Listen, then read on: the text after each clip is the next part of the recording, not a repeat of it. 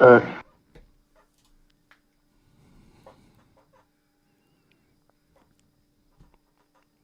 All right, folks, we are live again on the Pangburn Universe Network. Welcome back. Today, we're talking about gun control. Does the USA have too many guns? Do they not have enough guns? Do they not have enough gun limits? Do they have too many gun rights?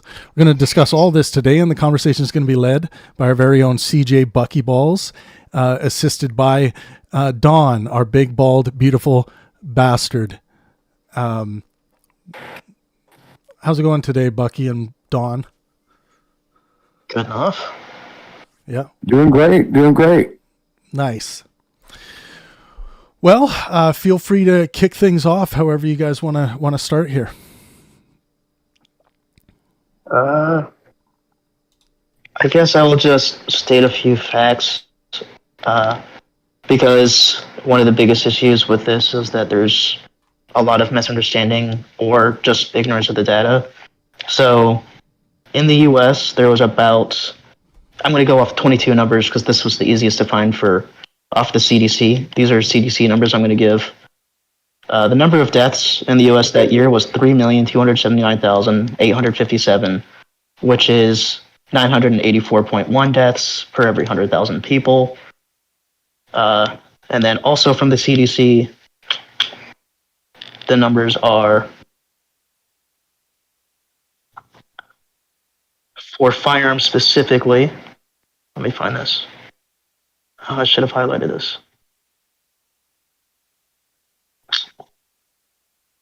We're not live yet, right? We are totally live. Oh, okay, cool. Oh, crap. Okay, firearms deaths was 48,204. About 60% of those were self-inflicted or accidents. And another CDC number, this is about specifically the firearms. This is about all murders and homicides in general and deaths. There was 50,000 self-inflicted deaths in the US. That's not including firearms.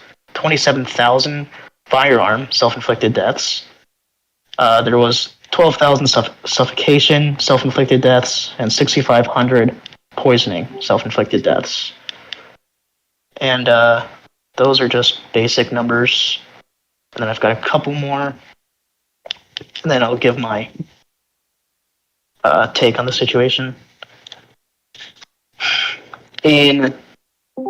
On average, so this is off of FBI numbers from 2015 to 2019, there were 14,556 firearm homicides. There's 14,556 homicides. 10,000 of those, 70% of those, were from firearms. 45% of the total was handguns, which is 45.4% of all homicides. Rifles accounted for 2.2% of all homicides, and shotguns accounted for 1.6% of all homicides. Other guns, 1%, and firearms, type not stated, 20%.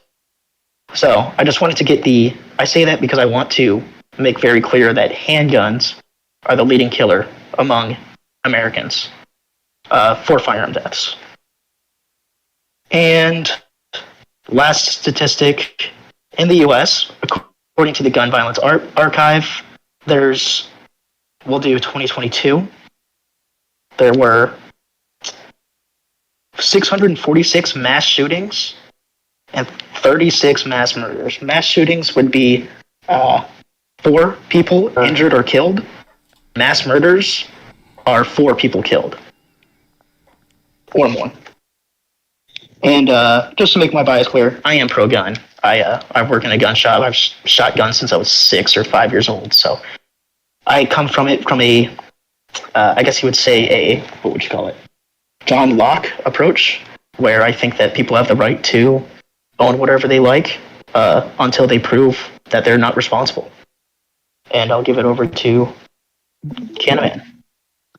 Well, thanks for that, CJ. It was really informative. I appreciate it. I am, to make my stance clear, pro stricter gun reform laws. I think that we in the U.S. have a broader problem than it is exhibited in any other country in the world. And I also have a few statistics to back that up. In comparison with other countries, the U.S. gun homicide rate is 25 times higher than other developed countries, according to the American Journal of Medicine. Stricter gun laws in peer nations correlate with fewer gun deaths. It's a one-to-one thing. Fewer guns equals fewer gun deaths.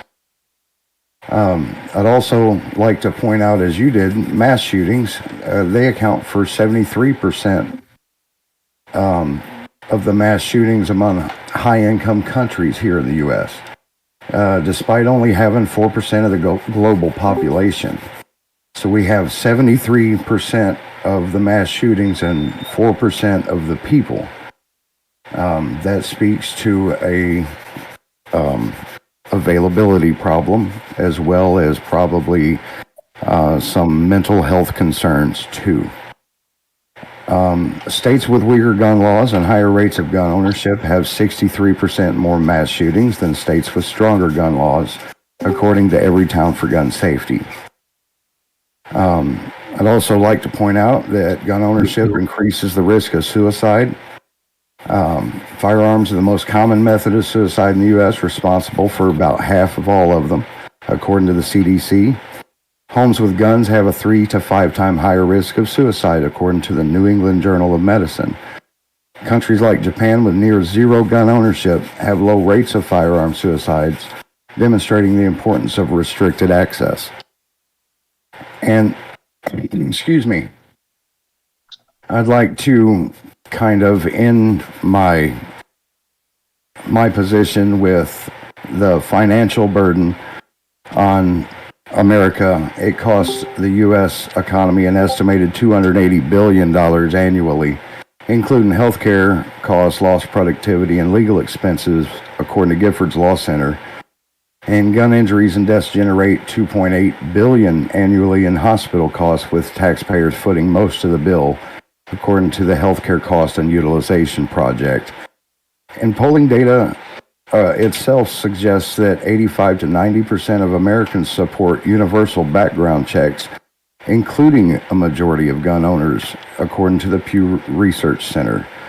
And 60% support bans on assault weapons. I think this is a more and more restrictive gun laws are popular. I think they make sense, and I think that it would help protect the country as a whole. And I'll open it up to the room. Thank you, everyone. One more statistic that I forgot.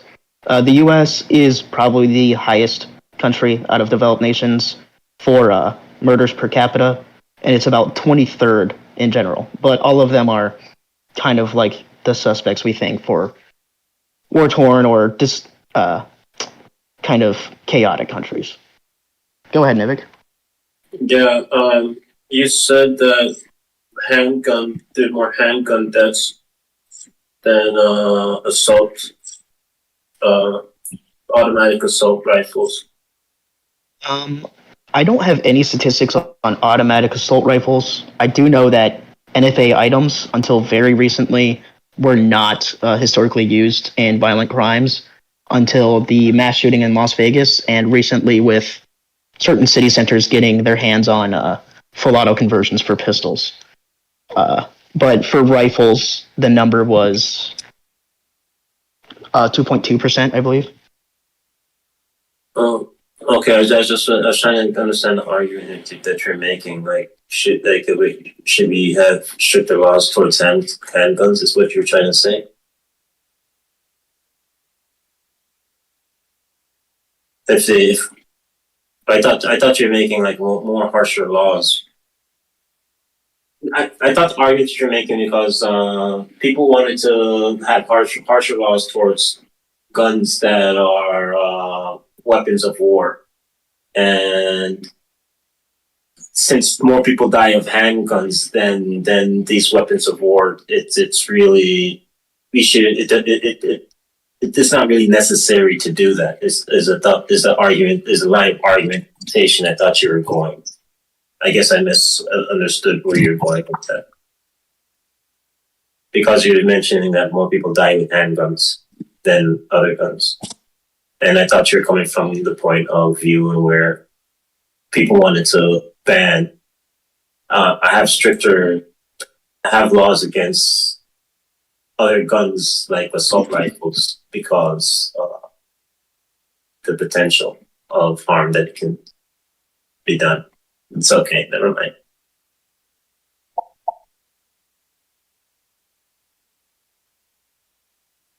Yeah, well, I think an interesting point has been brought up with that, where we were just discussing Americans may support assault weapons bans if they even know what that word means. But the question is, would those assault weapons bans accomplish anything at all? Could they even, in fact, accomplish anything at all? And if you look at FBI homicide statistics, you'll find that handguns are, in fact, used in the overwhelming majority of crimes, homicides specifically, and handguns are the overwhelming majority. So that's what I thought his argument was. Right. So, and assault rifles are already basically banned. Full automatic, basically already banned. And so the average yearly stats for rifles of any kind used in homicide is 200 a year. So, which is about 2.2% in 2022. Right. So that includes any sort of a rifle, including bolt action, lever action, you name it. And the AR-15 or AR platform rifles are just one of those many kinds of rifles that account for 2.2% of all murders. And so, say we ban the assault weapons, right? Say we ban all rifles, right? And we manage to successfully confiscate each and every single one out of the hands of every single American, and there's no black market whatsoever. What we're accomplishing is a reduction in 2.2% of all homicides. However, what we're also doing is severely restricting the rights of law-abiding Americans, because there are many tens of millions of rifles out in the country, and those tens of millions of rifles owned by tens of millions of people are only accounting for total 200 homicides, murders a year. So I guess your opinion, like these guns that are they're more deadly, right? Because of the power. It wouldn't really matter because they're not a factor, because it's mostly handguns. Right. And so you might say that a rifle is potentially has more deadly capacity than a handgun, which is debatable. But you could say that. You could try and make that argument. And you could say that somehow assault weapons, which are defined primarily by aesthetic, cosmetic features and not primarily functional, making the gun more deadly features. So you could argue, that it has more deadly capacity. But if that deadly capacity is extremely rarely used in a criminal capacity already under current law, what then is the impetus or more stringent regulation on those rifles specifically? Thank you, Big Nut. I seem to have dropped out there, and I think you got the point spot on.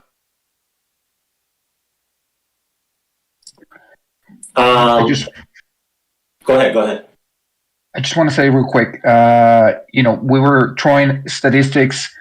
I just wanted to add another dimension to the numbers, right? Because it's like, if it's like 40,000 people dying due to guns or, violent crime, all that kind of stuff, right? 40,000 people. And I searched, conflicts and whatnot, like what is the deadly toll? And one of the conflicts that came out was the Syrian war, right? It's been running for a bunch of a dozen years now. And it's like, every year, 40,000 people die in, something like that, right, in Syria. So it's just like, I just wanted to add that dimension too, with the the gun debate, because sometimes those numbers, just wanted to give it a little bit more weight to those statistics. So I'm wondering what the relevance of statistics based on wars and death in interstate or civil conflicts has to do with the gun control debate. I would also say that because the military kills more civilians than civilians kill civilians, right? Well, I think it's just it's giving us a hint that 40,000 Americans have been killed. It's like it's a war out there, something like that, right? But we don't care because it's not an actual conflict. It's just another, like a car crash or something. Oh, so you're comparing the magnitude of American gun deaths versus other conflicts, then? Yeah. Thank you for clarifying that. Yeah, that's exactly what I. Oh, okay. The So military kills more people than civilians killing civilians, right? Yeah. Well, so there's some clarification that should probably be entered in there, in that the United States is a very, very large country, and so looking at absolute numbers, for here compared to, say, Syria, even if they're in an outright war, well, 40,000 people in America is a much smaller percentage of America than 40,000 people in Syria. And of that 30 to 40,000, depending on what year you're looking at, more than half of those are going to be suicide, which is a very different kind of problem. And you're going to be naturally looking at different kinds of solutions. And so when you look at homicides, it's usually somewhere between 10 and 20,000. We'll say 16,000 homicide murders as an average. And so that's significantly lower than the 40,000 figure that you quoted, which, if you include all gun deaths, is accurate but misleading. Yeah, of course. Can we look at the chart? Can we look at the chart I posted and discuss that? I know Big Nut has a big problem with the chart. It says it doesn't matter, it's irrelevant. I just like to hear people discuss why they think it is or isn't. To me, it's kind of damning. I believe that we said that the number of handgun deaths was 23,000, right? It should be in the chat there. I'll read it out for you. So in 2022 specifically, from 2015 to 2019, handgun deaths was 6,615. That's only including homicides, though. Okay. But I think we can look at this chart. So for those of you that are tuning into the live stream and can't see the chart, it is a chart basically showing on one side gun homicides per capita, 100,000 people, and the other side saying guns owned per 100 people. There's a whole cluster of 35 developed nations in the bottom left, and the USA is in the top right, very far away from the whole group. Right, and you'll notice that there isn't a terribly strong correlation in the other nations, and you'll note that it's also looking only at firearm homicide rates, not total homicide rates. And so if you want to say, okay, more guns means maybe that more of the total homicide rates might be comprised of firearm homicides. Okay, sure, maybe you got a point there. That seems intuitive. However, the more important question is, does more guns mean more total homicide? And does less guns or fewer guns mean less total homicide? And that chart cannot, by its nature, show that. Those suicides, though, that's suicide by cop, right, with the gun death? No, that's homicide rates. Homicide is the legal definition of homicide. It's an unlawful taking of somebody else's life. Have you ever heard that? That, like, suicide by cop, right? Because you just don't,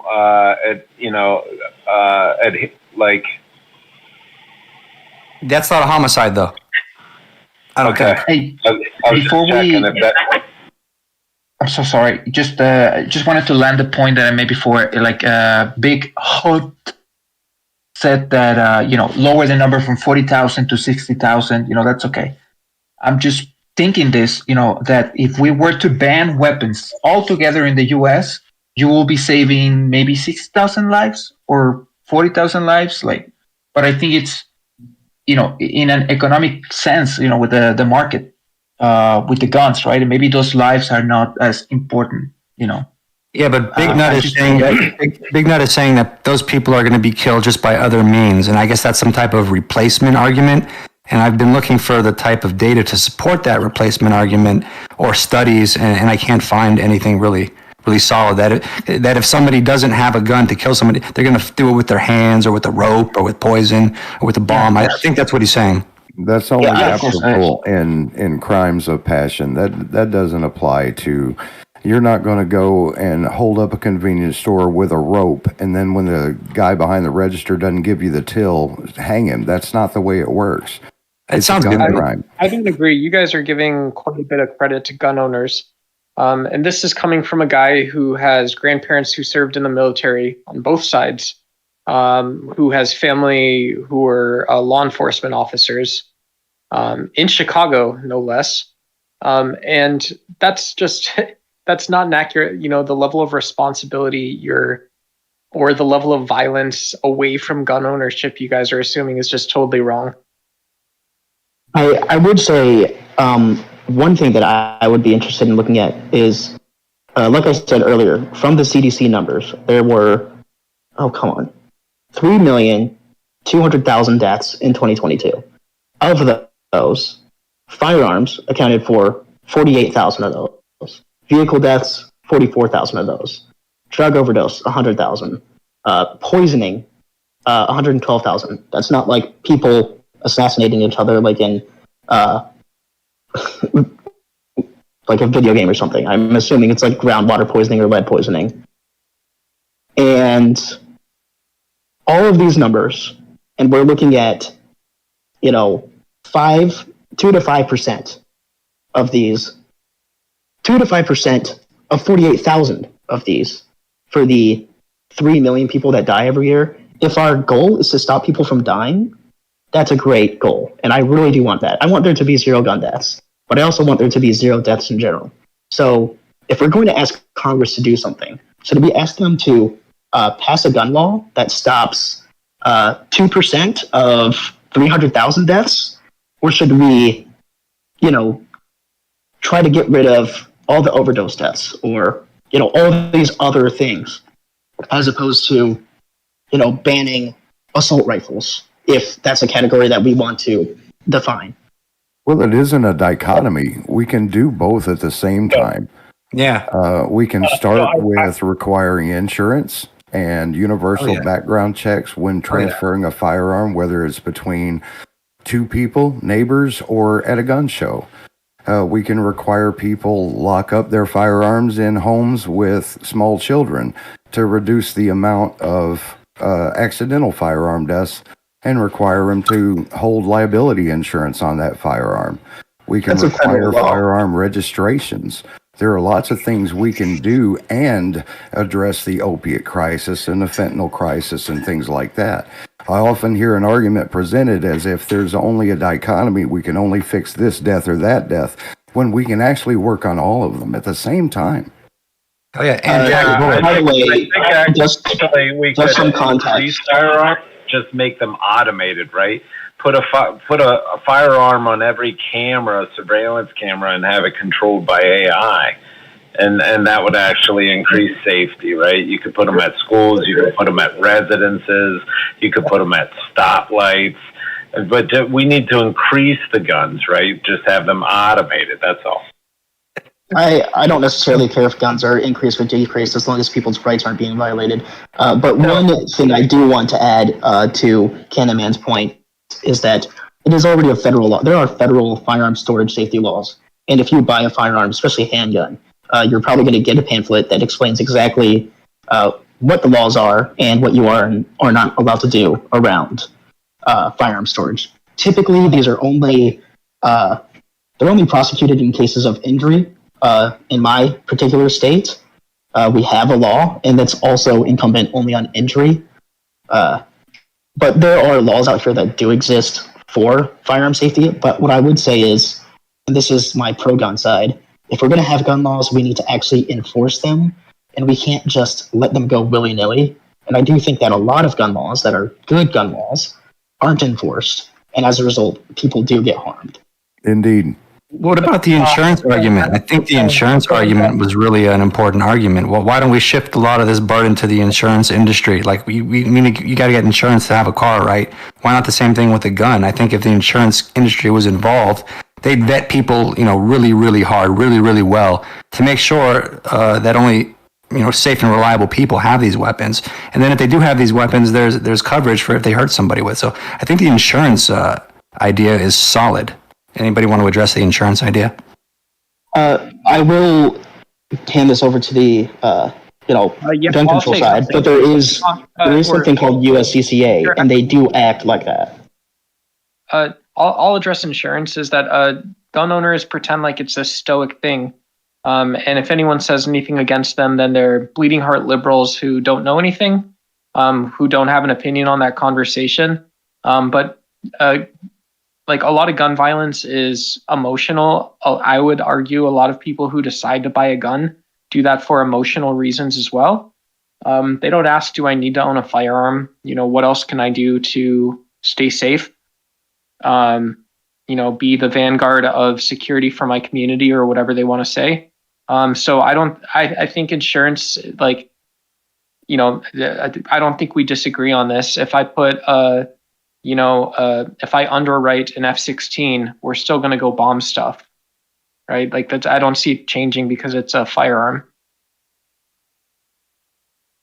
So that's a nail. Yeah, I mean, we have car insurance, but that doesn't stop people from running people over with cars, right? But I don't think it's necessarily something that can be discounted just on that problem alone. I mean, it's actually really close. The amount of people that die every year in car accidents has just recently gone under the amount of people that die from firearms every year. So I could see this argument. I guess I wouldn't be entirely against gun insurance, depending on how it works out. But I'm wondering, like, what would a gun insurance cost be for me, for someone that has an AR-15 and however many other guns? Like, what would the actual pricing look like here? Right, because one of the primary concerns being that firearms in the United States are a constitutionally guaranteed right is you have to consider whether or not it's prohibitive. And so if the cost insurance ends up becoming prohibitive, then, it's basically right off the table, on the face of it. But that would be down to the particular implementation of a potential insurance mandate. Yeah, and I think like CJ, I don't know if anything would, like, maybe there's like 3 levels of classes you can take, or like a periodic something that reduces actuarial rates for payouts. So it's ultimately a financial product that still the company is making money on. If it incentivizes the right ideas, then like that's a market-based approach to some aspect of the problem. Yeah, and it's not like we haven't had these insurance things, right? The NFA kind of sort of acts like that. There are things like the GCA and I think it's the GCCA. It's basically an insurance thing for people that, own firearms. And if they get into a firearm-related incident, they have coverage under these people to get lawyers and do all the gun stuff, right? Or if they get caught by the ATF with something, the GCCA can, be a lawyer on their behalf and argue for them. Well, so it's not like this stuff doesn't exist. It's just, it sounds like we're making it so that we would have to have this for all gun owners or gun owners of certain firearms. Yeah, my question is, what is the practical problem that an insurance mandate would be seeking to solve? Yeah. The cost of gun violence that it costs society, probably. It's a that big would cost. definitely be one. But let's look at it this way. You were talking about prohibitive regulations before. The cost of a gun is prohibitive to some. The cost of the ammunition for that firearm is prohibitive to others.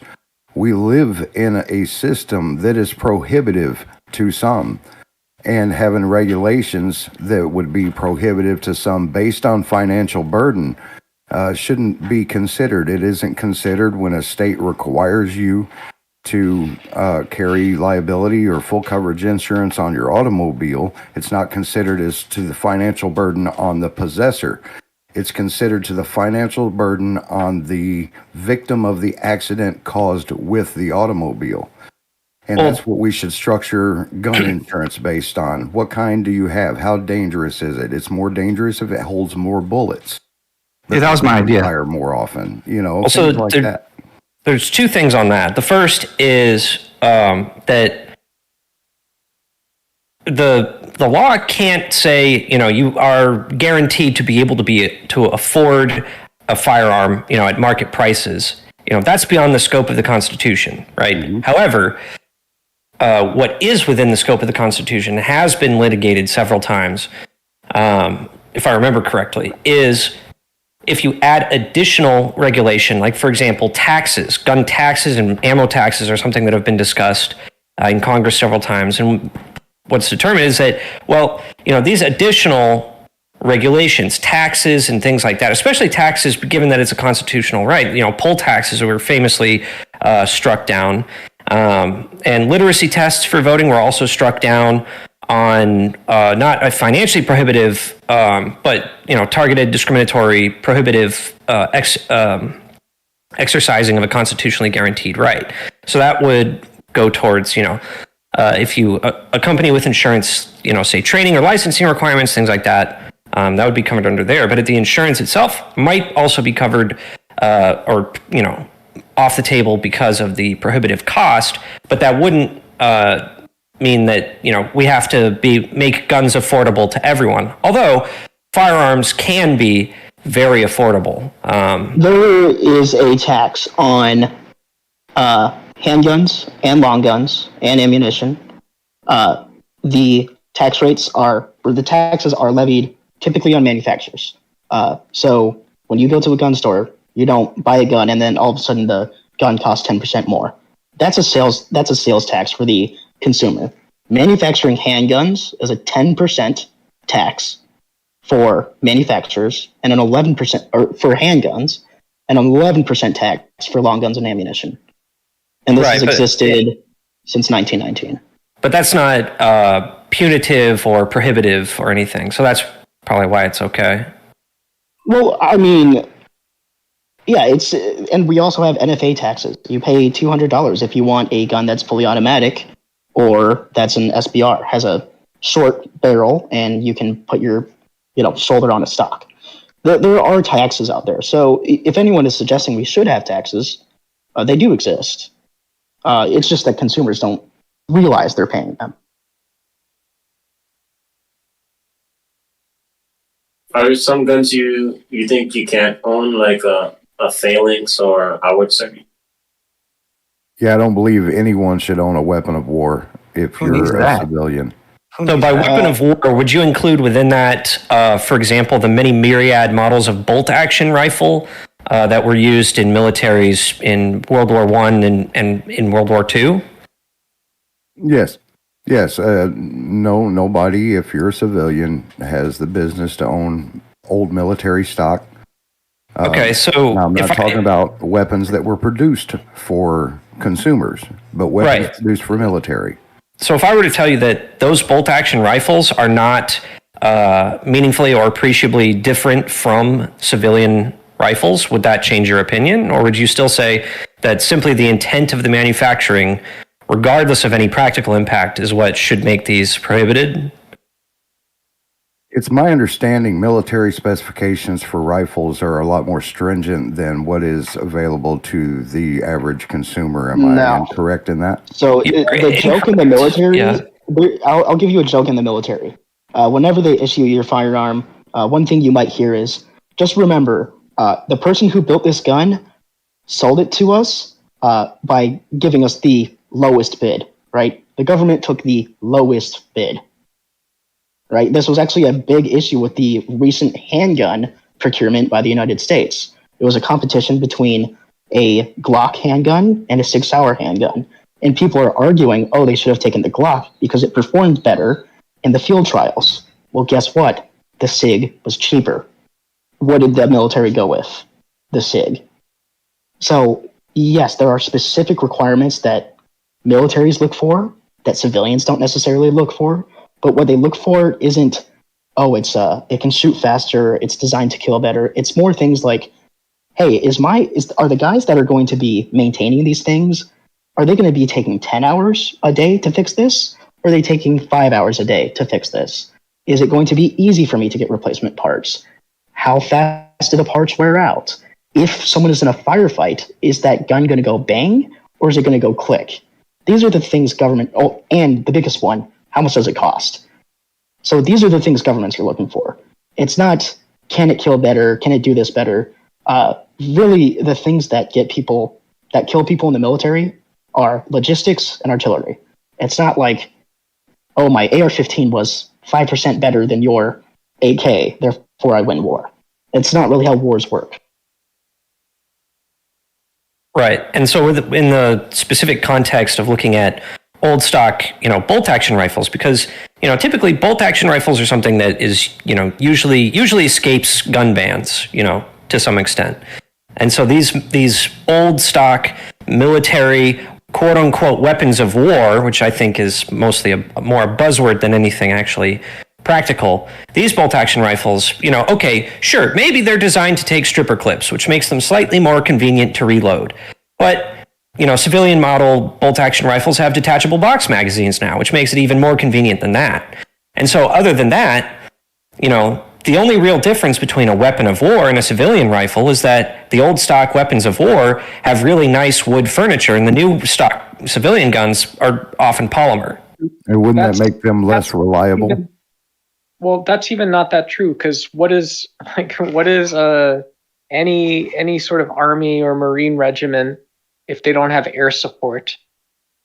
Like if you don't have various like DoD intelligence branches or whatever, all this like fake internet spy stuff, if you don't have all of these resources telling you what you're supposed to go do, then what is that M16 or M4 supposed to become? So I don't see the relevance of this. You are not allowed to, you're not able to buy the firearm that the Marines use. HK won't sell it to you. And that's kind of because HK are, in the gun community, we kind of scoff at them because they make a lot of really cool guns, but they either won't make them for civilian market, or the ones they do sell to us civilians, they kind of neuter. Part of that is because of German export laws and U.S. import laws. But you can't buy the M27 IAR. You can buy the SIG Spear, which the Army is adopting, but you can't get the cool ammo because only the military is buying it right now, and the manufacturers only sell it to the military, and you can't get it full auto. It's not legal to make one of those full auto unless you have like a crazy gun license where you own like a machine gun range. Well, what is the purpose of a fully automatic weapon in the hands of a civilian? I don't know. The same thing as any other gun, really, but because they're already banned basically under current law, I think discussing full auto firearms is something of a red herring at this point. Agreed. So to make sure you kill that deer. Right, but so just to bring it back real quick, to ask you specifically, Mr. Big Bald, so with the bolt action rifles, the old stock, they're weapons of war, but for all practical purposes, they may as well just be a hunting rifle. So would you still say that no civilian should have those rifles? Or yes, I would. But why? I would still say that just for what's the word I'm looking for? Just for continuity's sake. Okay, so with the M1 carbine's a good rifle. I have fired them. I took a deer with one. I made my living for a good part of my life carrying a firearm on one side and a taser on the other side. And I currently have no firearms in my house and no ideas to buy one. I don't need them. As a civilian, it's not worth anyone else's life for my television. Now, I will use deadly force when necessary, but I don't have a firearm to do it with, nor do I need one. Well, okay. Well, so you say you would still just want to ban them for continuity's sake. What do you mean by that? If there's no practical difference being made in the banning of one gun or the other if it's completely arbitrary and based merely on, well, this one was made for war and this one wasn't, even though the other one might actually be better at killing things. Why would you ban the less effective or equally as effective quote unquote weapon of war, but not the civilian weapon that is either as good or better at killing? I never said that I wouldn't ban the civilian model. Okay. So then on what criteria then would you ban? Because if we're talking about bolt action rifles, that would be a pretty extreme gun ban. That goes well beyond the quote-unquote assault weapons bans that we were discussing previously. So what would be then the impetus, the justification, or the casus belli for banning bolt-action rifles then? I would cite the fact that it is a firearm, period. I don't think that civilians who are generally untrained get to walk into any store in the nation. Many department stores even carry firearms. And even if there is a 3-day waiting period, they shouldn't be allowed to walk out with a rifle, a shotgun, a firearm of any sort until they can prove they are proficient, understand the ramifications of simply having home, so on and so forth. I don't think the general population is intelligent enough or educated enough to be in control of such a deadly weapon. Now, I understand the argument with cars, but we license people to drive cars, but we don't license them to buy a shotgun. Yeah, so I just want to clarify too that, to put my $5 words on what Cannaman just said. The fact that American voters are basically in control of the entire value chain, right? Just anyone in the United States can fund basically any firearm manufacturer. You fill out the paperwork. It's a free market like anything else. And then you vote for the politicians to legalize guns. I don't know if I got lost, but basically every single, I don't know why I'm saying this, but that's what kind of throws me off. Sorry, I'll stop talking. But every aspect of the value chain is controlled by American voters. Going back to one thing. So we technically about license. We just know that any random person you meet on the street played some role in American gun violence. Oh, I see. So if you're invested in them in any way, you're contributing. Yeah, so, that's my opinion. One thing I would say is you don't need a license to buy a car. As far as I know, I've never showed my license to buy a car, and I bought quite a few. You need a license to drive a car on public roads. Public roads were built by people, or were built by public funds. And when you're on a public road, you're driving a car feet from someone else. I mean, if you make a slight movement to the left at the wrong time, you can kill yourself and someone else. I know, unfortunately, a few people who have died in car accidents. The thing you have a license for is driving. And I'm not even necessarily against having a license for concealed carrying in public or something like that. I don't think it's something that we should do, but if we're going to live in a society, I can kind of take that as an argument. I just wanted to say, we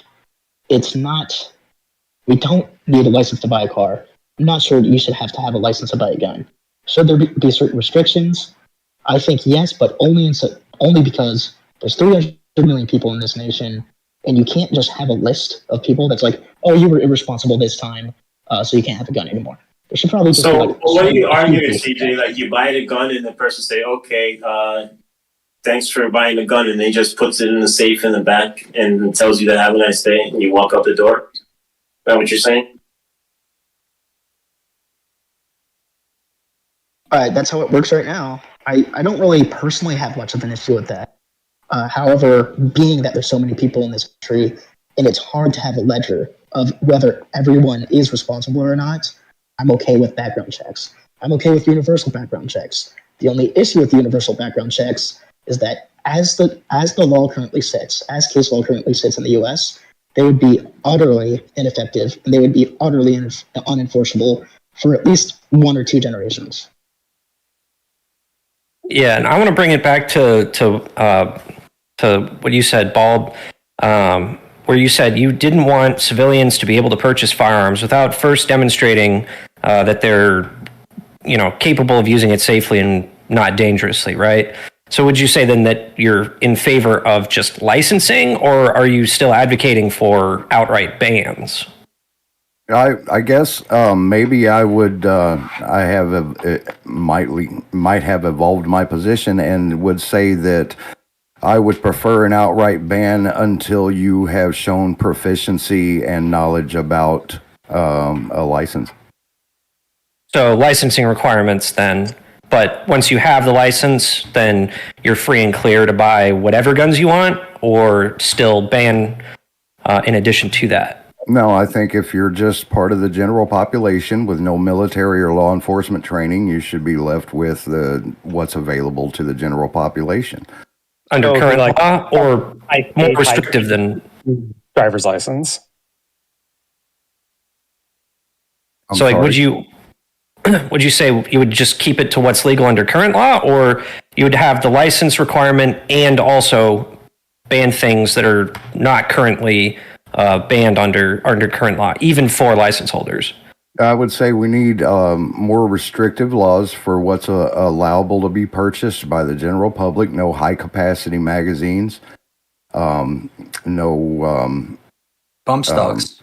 bump stocks. Thank you.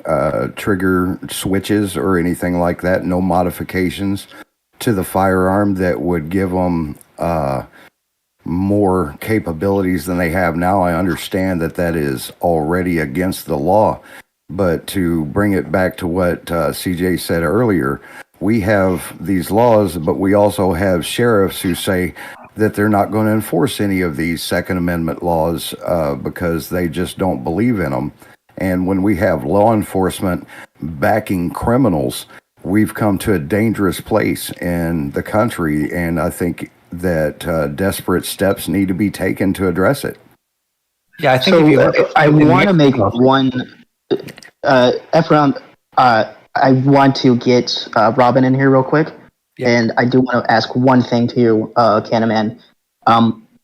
So you're talking about banning bump stocks. A few people in here are. Canaman, would you be against civilian ownership of semi-automatic firearms in general? Just for clarification for people who may not know, semi-automatic means one trigger, one shot, right? Yep. No, I'm fine with those. They can be. I know they can be fired as fast as you can pull the trigger, but that's not the same as one trigger pull and 60 shots. So the only thing I only bring this up because there's this thing called bump fire, and bump fire stocks are just an easier way to do it. You can do that from your hip. I've done it before. It's super fun, and you can do it with a proper semi-automatic rifle with no accoutrements. You can do it with an M1 carbine. You can do it with an AR-15, an AK.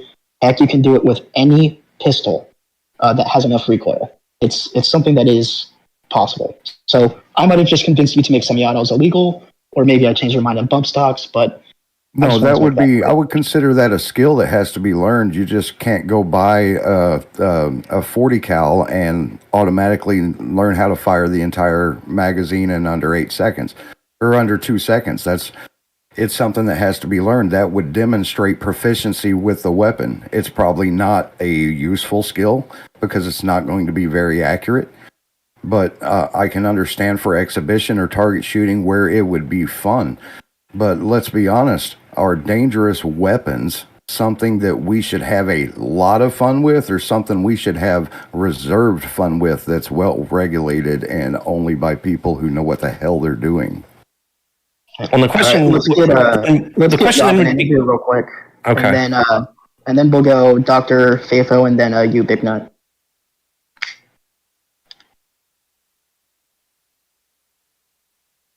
Who's up? Well, Robin, you're in line, but we'll go with Dr. Oh, Faithful. somebody was talking over you. I'm sorry. Go ahead, Robin.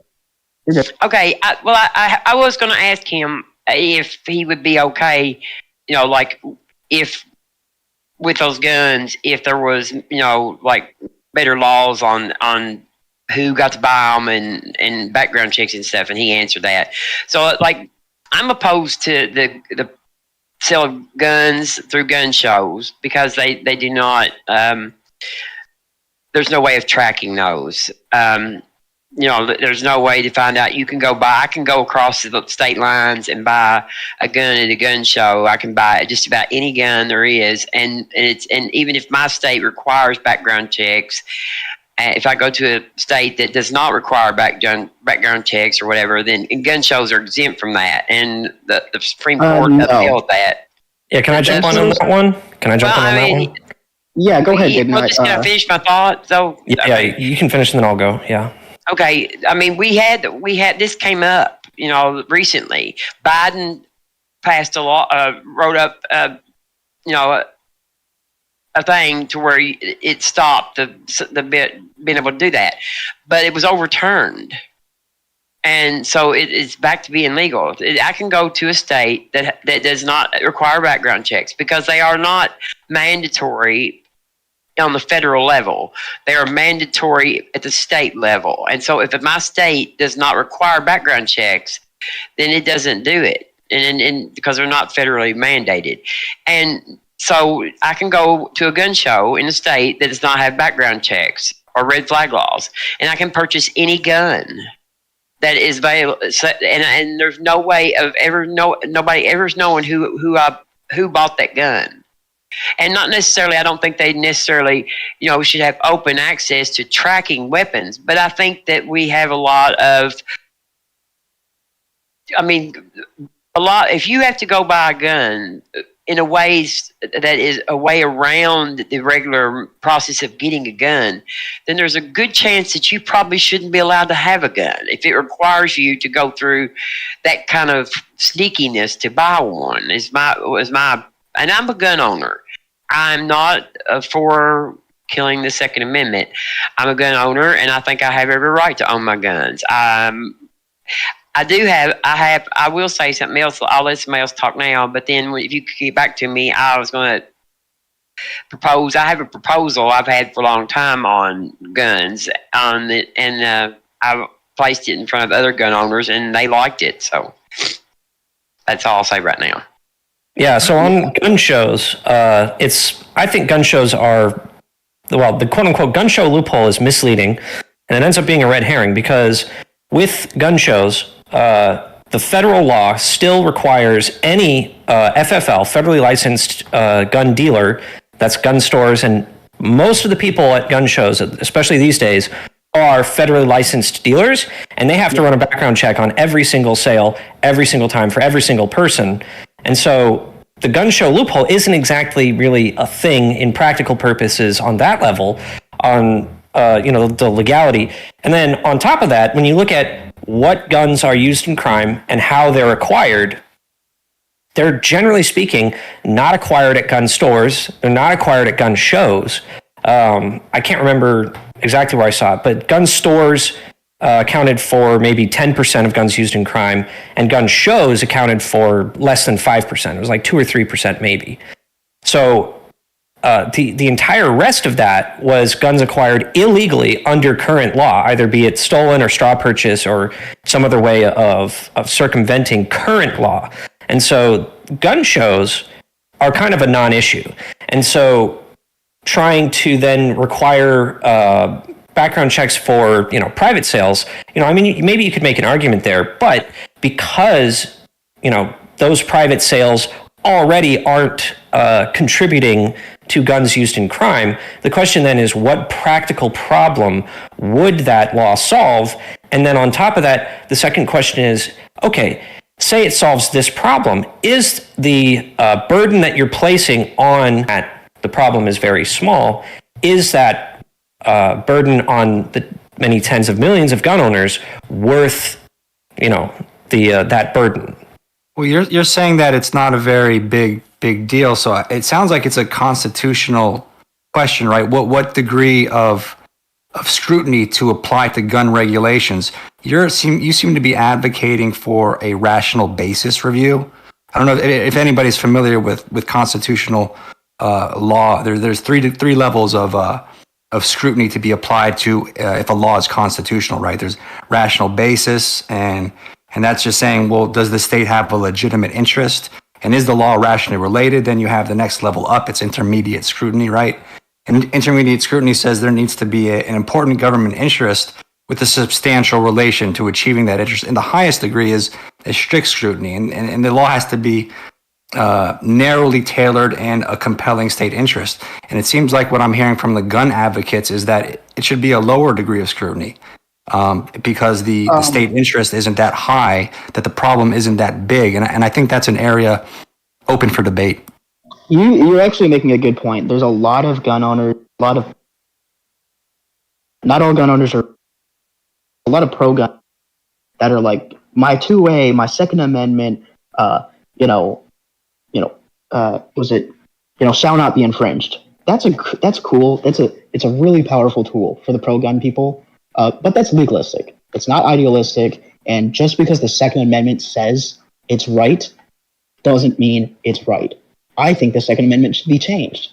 Personally, I think it should be changed to make it so that there's more rights, and it's written stricter so it can't be misinterpreted, in my opinion. But like, for people to go, oh well, the Second Amendment exists, so therefore it's immoral for you to, take my guns. No, if it's immoral to do something, it's immoral regardless of what the Constitution says. So for all those people out there that are pro-gun and want to use the Second Amendment, it's a great legal tool for us, but it is not it's not something that's going to help your argument. It's just something that is good for us, because now if people want to start a federal, a federal registration where, every gun is registered, they have to change the Constitution because the Supreme Court has ruled against that constitutionally. If you want it to be illegal for Americans to own firearms, you have to change the Constitution. But that doesn't mean that that's the right thing. It's just that that's what someone wrote in the Constitution, so legally they can't do it. Yeah, well, that's why the Constitution is such a beautiful document. It's open to being changed. It's a living document. Yeah, I agree. CJ, quick question: Do you think it would be okay to have a license to operate a gun? Yeah, I had one for a while. Because that was Canaman's argument. With like I said, I'm not against either of universal background check, basic licensing, right? The only reason is because there's 300 million people in this country, and when someone comes into my gun store, I don't know their full history. I don't know if they have been convicted for DV. I don't know if they've been convicted for any number of these things. Now, luckily, the background check will check for me to see if they've been convicted of domestic violence. I don't want to sell a gun to anyone convicted of domestic violence. Luckily, when I do a background check on someone, it tells me it doesn't tell me what they did, but it tells me, hey, this guy's denied. You can't sell this guy a gun. It makes me hopeful that I'm not selling a gun to someone that committed a violent crime or, hurt someone or, stuff like that. That's not really what I was asking. I was talking like a license to operate a firearm, like you have a license to operate a vehicle. Can I jump on this one? Yeah. Yeah. So with background checks, I just wanted to note that universal background checks is also somewhat misleading because background checks in America are already more or less universal, because the vast majority of guns that are purchased, at least purchased legally, are purchased from licensed firearms dealers, where they federally must conduct a background check on every sale for every person. But I'm not talking dealer, I'm talking... Yeah, I'll answer that, Vic. I don't think that a license to use a firearm in general is something that I would be down for. I'm sort of, kind of, maybe okay. You'd have to show me the license you're talking about. I might be willing to listen to a license for carrying a firearm in public, but, or like in specific areas. Huh? What about a car? I'm not against driver's licenses for cars. You think like we shouldn't have license to drive a vehicle? I'm not against driver's licenses for cars. Well, and the point that I was getting... If you're for a driver's license, if you're for having a driver's license, not having a license to drive a vehicle, I don't see why you would. Because when I drive a car, to fire a gun. Because when I drive a car, I'm moving a vehicle at 60 plus miles an hour sometimes, feet away from other people. Yeah, bullets travel faster. And a slight movement to the left will make a huge accident and cause a lot of injuries. And Yeah, but missing your target will make the same thing. Yes, missing your target by a centimeter. That's Canaman's argument. I will finish my point here. So when I'm carrying a gun in public, I'm not constantly holding the gun in my hand. I don't constantly have my finger on the trigger. If I bump into something, I'm not going to hurt myself or anyone else. If I bump into something with my car, I'm very liable to hurt myself or someone else. So the act of just having a firearm and walking around with a firearm is not dangerous. That's such a different analogy. People can like literally, I can get fired from my job at work. I can have a mental illness and I can get in my car and drive responsibly. I can be... Yeah, and I'm not against prohibiting people with debilitating mental illness. It sounds like you're against responsibility. Well, I think maybe you misunderstand, or I just not able to explain it in 15 minutes we have.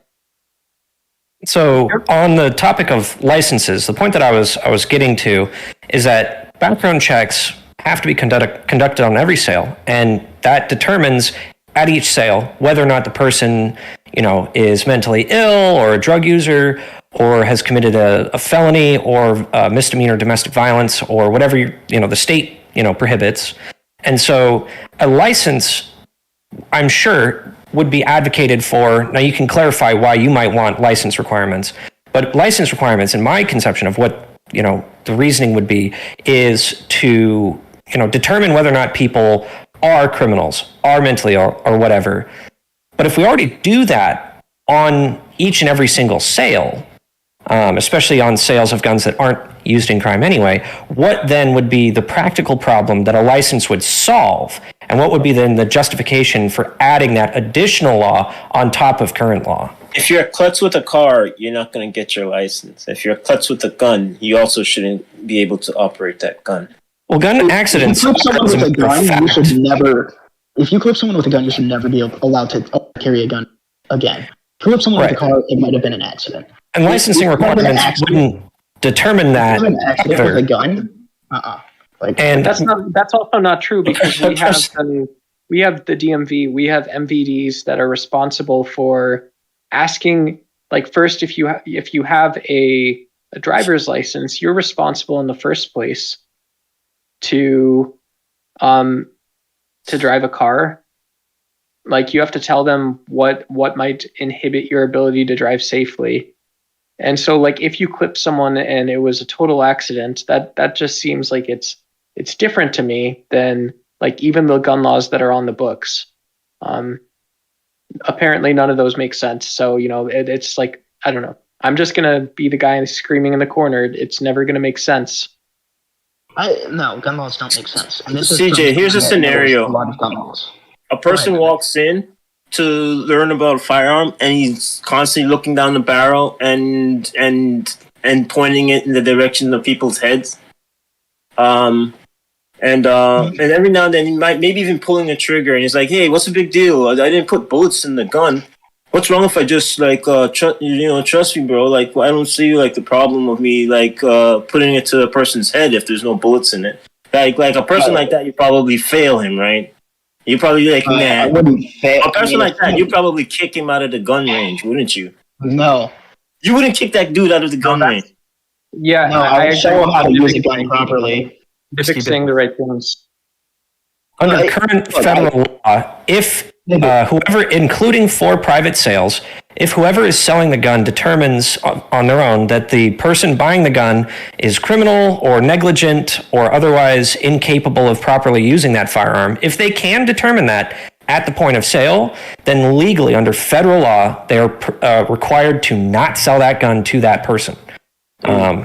Yeah, so if the guy walks into the store and he's like, "Oh, I'm going to point this gun at people," or whatever, then under current law, if the government finds out about that and you still sold them that gun, you might be in trouble under current law without licensing. Yeah. So the question then again is, what would licensing, the addition of that additional law, what practical problem would that solve that current law doesn't? That person is going to figure out so you're going to have to be able to operate and manage the gun right then and there on buying it before a gun seller sells it to you?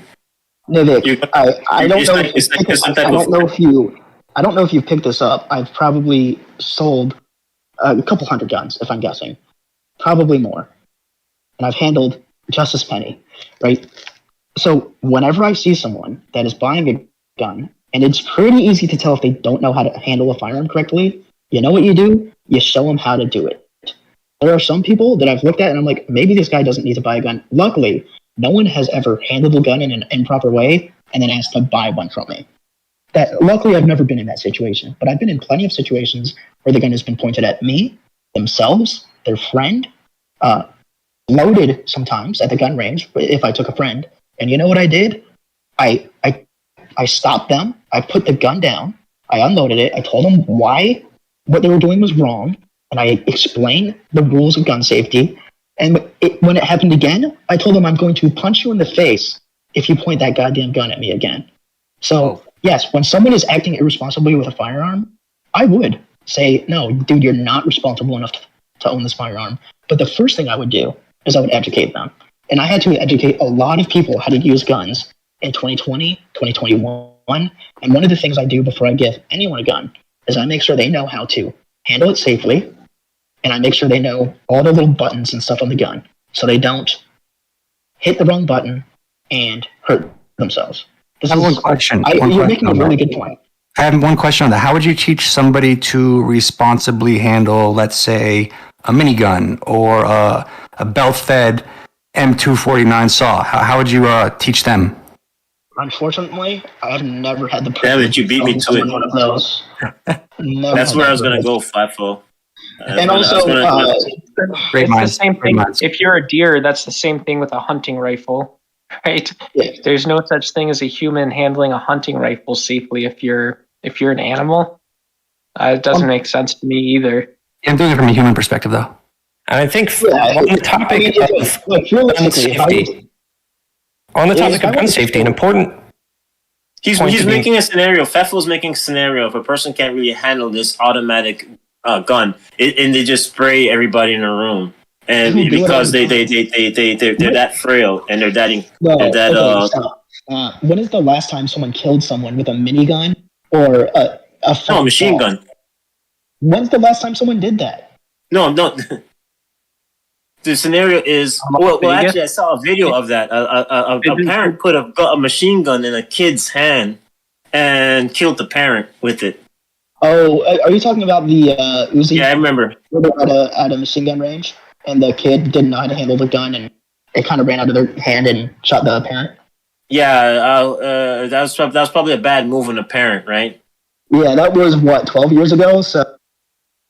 Yeah, and that brings me to the important point is context, putting the issue of gun accidents into context, understanding the magnitude of the problem. How many gun accidents are there that are fatal in the United States every year? It's on the order of, I don't know, like a couple hundred, maybe. And so this is, on this grand scale of things that kill people in America, fantastically rare. Already, under current law, gun accidents that lead to death are fantastically rare. And so what that means is that whether or not people are being responsible with guns, I think they are, but gun accidents are nonetheless not very common. And so if we add additionally on top of current law, training requirements or things like that, given that gun accidents are already extraordinarily uncommon, what practical problem is that additional burden solving? I have stopped you. Gun accidents are not incredibly or dying, but they are very common. And the one thing that needs to be done is to... TJ's breaking up for me, so I'm just going to say I have to drive my tractor argument. Okay. Sorry about breaking up, guys. Gun accidents are very common in the U.S. If you want to go look it up, go look up Gun Violence Archive. I've got a buddy who's on it because he shot himself in the leg outside of an IHOP when he was showing off his 1911, put it back in the holster, and shot himself. This happens a lot with kids. It's, hey, someone's coming over to their friend's house, and they're like, oh, look, my dad has this in his nightstand. one shoots the other. It's completely accidental. These things do happen, and parents need to, if they have firearms in their home, let every adult know who's having kids in that home that firearms are in that house and that there needs to be safety precautions. And those firearms need to be kept in a place where there's not going to be some sort of issue. It's like to say that there's no firearm accidents or that they're very rare or that they're 200 a year is wrong. There's a lot of firearms accidents. I just looked it up, and I'll post the link in the chat here. You're correct that it seems like there are 27,000 unintentional firearm injuries, but only 500 unintentional firearm deaths per year. And so firearm deaths, which is what really matters ultimately, is, like I said, not true at all. If you're living with horrible disfigurement your whole life, that kind of sucks. What part of your brain is blown out? If you can find the odds of your eyes blown out, complete disfigurement from those injuries, numbers of insurance, how much you get paid for death versus injury, bless you. But come on, man. I mean, even still, like, okay, say each and every single one of those 27,000 led to complete and total disfigurement, which I think is not honest. I don't think that's an honest characterization of what's really happening.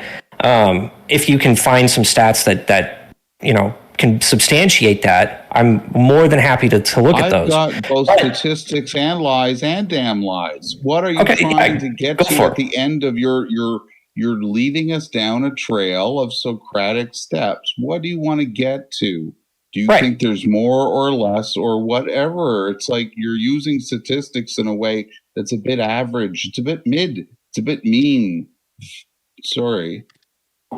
Well, okay, whether it's mean or not, it's a fact that quantile analysis comparisons, like you can break things down into a number of different little pots, and then you can look at all of them and go, I see some patterns, more than just comparing two numbers that are convenient to make it so that your seeming thingy is very valuable to your feelings. Thank you. Now, Seven, I do have to agree with you that yes, 500 people died, 27,000 people got injured. It doesn't mean that the 27,000 people are all relatively fine right now. I know plenty of people that shot and live, and they have very lifelong consequences. Okay, so if you can find some stats that can substantiate that characterization of that, I'm more than welcome to hear it. But I also want to add context.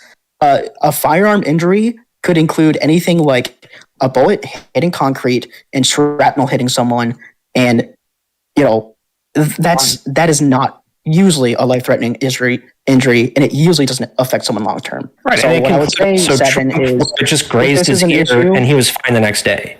Right. Yeah, that's a firearm injury. Yeah. If this is an issue that we need to actually look at what kinds of injuries, feel free. I might try to find some myself. So I'm happy to say that some people are better off and have a better life in so whatever way. We can move past this as a holding point and say there's a spectrum. It's not just necessarily on averages or that. There's a spectrum to be sure. And if you don't want to look at it in perspective of a percentile or any quantile, that's fine. Just jump to whatever you're trying to get to. Right. Fine. So my point is that under current law, gun accidents result in very few deaths. Very, very few. 500 is very few deaths for a country of 350 million people and 450 million guns, right? So under current law, 100,000 to some, 500 million to some. Oh, there's only 300 and some odd million? Well, we'll kill people twice. A number is a number. Please continue, though. Right. So if I'll make my point is that under current law, gun accidents that result in death are fantastically rare. And so adding additional laws, what laws are we going to add that's going to make a significant dent in only the 500 that we have? Is that burden of the additional legislation on, the tens of millions of gun owners worth, the practical, what is the practical outcome that makes it worth the additional burden? Less gun violence. Less gun violence. Okay, well, I just told you it's 500 accidental deaths a year. 500 too many. Oh, sure. Yeah. Right, exactly. Yeah. Could I ask you another metric that might actually be measurable? Could I just ask you another metric? How many hours of people living in fear that their neighbors have a gun they might shoot them, or that they're living in fear that they might shoot themselves? A number of hours. Do you have an estimate on the back of a napkin? Because I'd say of the how many millions of gun owners, then all the people who have people around them who have guns, that might be 350 million per hour. I agree that when you look at it, gun violence, 500. Wait, can I say one thing? Media landscape that promotes fear mongering, and like for example, people in the United States, I think 10 or 15 years ago when this poll was conducted, thought that terrorism was the leading cause of death in the United States of America, thanks to media reporting on it. When in fact, terrorism doesn't even crack the top 100 as far as I know. Of deaths in America. People about the media, they would have similar things that they were fed trivia and lies. Yes. And so people think number 500 media that guns are much more number 500 than they really are, and that is a problem. You can look at most people have misperceptions. Tables help. Seven. The reason why accidental deaths was brought up is because someone I forget exactly who it was. Well, someone was bringing up like shooting a minigun or an M249, and like, how do you prepare someone to do that? Which is a standard way I present it in Canada or UK where I live. You don't have to worry that if you're a cop, like, to have the compassion for the police who are on a Sunday afternoon morning pulling over a little old lady who's like obviously a little lost. But you go, well, this is the day that she might have skipped her meds and she has a minigun. What? Right. So I do want to get Coastal in, and then we'll continue this. Because of the prevalence of something in the environment. Yes, nobody has miniguns in the U.S. No one has miniguns in the U.S. There's like probably cool. A grandma could have a minigun in America. Is grandfathered in. I think looking at number 500 is just you can't look at it as just the number 500. Coastal. I want to get him in. I'm not sure if we can hear him. All right, I cannot hear. Coastal, maybe it's a mic issue. Seems like it. It happens. All right, Coastal, whenever you want, figure out your mic. Just start yelling, and I'll get you in as soon as possible. It does seem like you're having mic issues, though, and we unfortunately cannot hear you. You might be able to leave and come back. That might help. And I do want to say, I think I should be live now. Over. Was that? That should be me. That's called I'm an idiot and forgot that this headset has a mechanical mute switch. Sorry. So first of all, this whole thing with like this minigun or this automatic weapon thing, you have to have a special tax stamp and special certifications from the ATFE to own any of those. Those do not exist in our society really at all. I mean, really at all. You see them at movie prop companies, collectors. She printed it on her 3D printer. She's got some really good Titans of CNC. She's awesome. She's awesome, Granny. Yeah, she made her own gunpowder. Whatever. The point is not whether there is or not. Is it? Why? Yeah, is she part of a well-regulated militia? If she's not part of a well-regulated militia, she shouldn't have a gun, should she? It is important because we govern based on the realities on the ground, not because of some fear mongering about what could happen. Now, when we go and start seeing this in our society, we can have that conversation. But right now, to get a hold of anything that fires more than one round with a trigger squeeze, that's a special tax stamp. That's special licensing from the ATFE. And that's not what's killing. That's not what is killing our society. Big Nut was on something that I wanted to comment on before. At the end of the day, 400 to 500 plus million firearms in the country, 340 million residents. Everything is about context. When we say that there's a lot of something or not a lot about something, the next question is compared to what? We have incredibly few firearm deaths in this country, considering that we have more firearms than we have people. It is incredibly low. So we this can idea that we have compare it to automobiles and the automobile deaths by accident or by intention. I think looking at the number 500 in a vacuum is mistaken in that, it doesn't only destroy that person's life, right? It destroys many lives. So if you want to look at, how many lives does one person's death destroy, I think that's a more important figure and one that's less understood or acknowledged than should be. I think if you want to take the total cost to those individual deaths on society, it's rather enormous. I mean, that's going to be my position. To some, they might I ask do the want to question, add is some the vacuum, context. what if the vacuum was Gaza? Seven, I want to add some context to your comment there. So in the US, like he said, there's somewhere on 450, 600 million guns. There's about 283 million registered vehicles.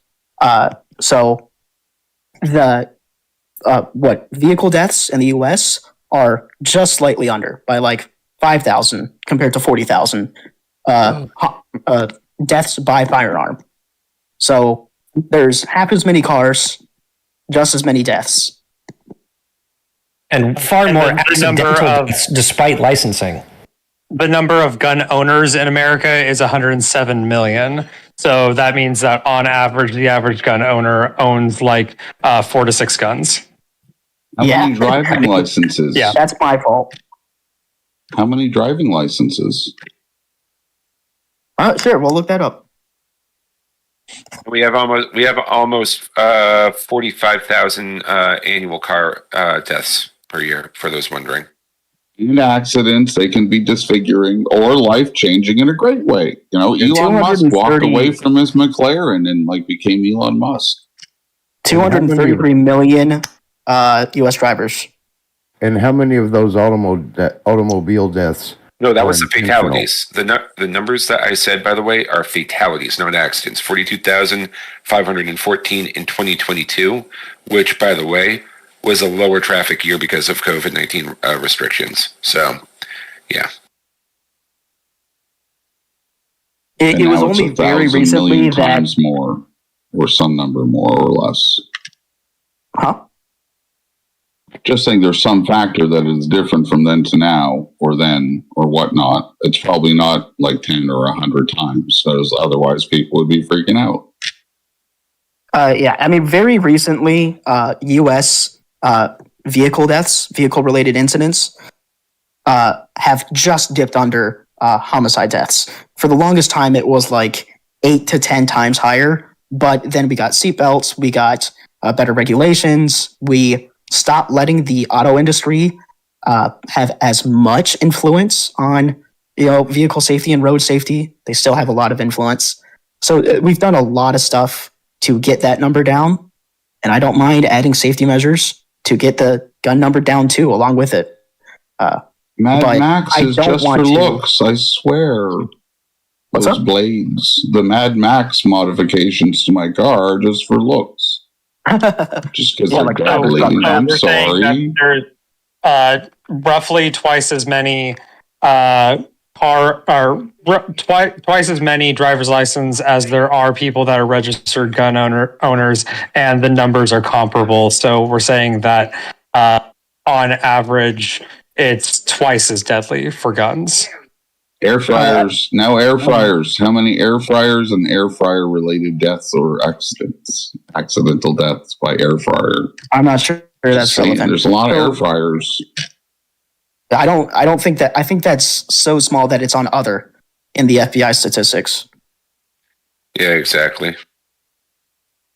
Coastal, you said if you need a special certification for a mini, and more people die with handguns, you think that it should be the same with handguns, just like with the mini? Oh, I'm an absolutist with this stuff. I'm a thou shall not infringe guy. I'm the wrong person to ask that question to. To answer your question, Nivik, for myself, I definitely do not think minigun or handguns should be treated like miniguns. In fact, I would probably argue more restricted than miniguns, and miniguns should be less restricted because, like I said earlier, 45% of homicides are committed with handguns, and miniguns commit exactly 0. That's my argument. They're heavy. Since miniguns are more restrictive and it's harder to get, you need special certification. They're expensive too. And people barely use them. And more people die with handguns. Why not just apply that to handguns then? Since the reason more people are killed with handguns is because they're easily concealed and they're light. Robin, Long do you, arms only do you as a speak up? regulation. A lot of countries have a lot of guns that are rifles, not pistols. Just saying. And yet, in the United States, the number one conversation is about banning long guns, which really account for. I've looked at the metrics before. It's a tiny portion of the total number of firearm deaths in the country every year. I don't get CJ's answer because they're easier concealed. There's more deaths. So if they're more easier concealed and they lead to more deaths, that means they're more dangerous, is what you're saying. So it should be harder. We should make it harder to get handguns. That's what I said. Yeah, handguns are more dangerous. So we should have special certifications, like with miniguns, and make it and license and having like a license. Right. So with licensing, the question still remains. Real quick, guys, before we get on to licensing why doesn't hold up, Nate. concealed licensing work? Why doesn't concealed licensing? Nate, you'll be right after Robin. I want Robin to go, and then we'll get back to Nate and licensing. Well, that's kind of what I was going into. I've always did this proposal to where, like, when you turned 18 years old, you were allowed to go to buy a gun, and you could buy like a shotgun or a bolt action rifle or something like that for hunting. And after 3 years of responsible gun ownership, then maybe when you were 21, you could purchase a handgun. And then after, another graduated time, you were allowed to buy even maybe an AR. My aunt has ARs. I don't care a bit that my aunt has ARs. I do not believe she's ever going to walk in and shoot up a school. And she's proven to be a responsible gun owner. So how do you feel about that? Because you seem okay with,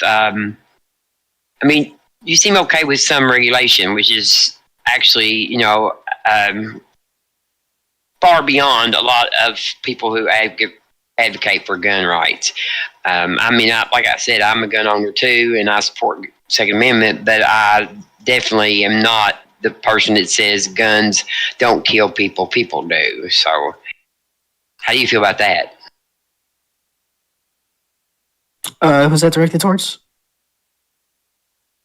It was directed towards you. Oh.